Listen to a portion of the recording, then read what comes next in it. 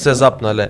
Гледам и у Струмица вчера у турското мало им правеле притисок некој. Карпош го спомнав, Крива Паланка спомнав. Веројатно, у Куманово вчера на тепа луѓе кои што делеа рекламен материјал денеска мавара го потврди случај. Па нели учите бе малце од минатото? Оставете ги луѓето да гласаат слободно. Со брашно узлокуќани, па пола Карпош нема да ве гласа од таа. Сега што правите вие? Сега вие сакате со гласовите на жителите од ромското мало Воздокуќани да го контролирате Карпош и во Тафталич и во Козле. Значи вие сакате на овие од Козле да ги превеслате со гласовите од Злокуќани. Тоа сакате да направите. После тоа да ги контролирате и секојдневниот живот на луѓето што живеат у овие по другиве населбини.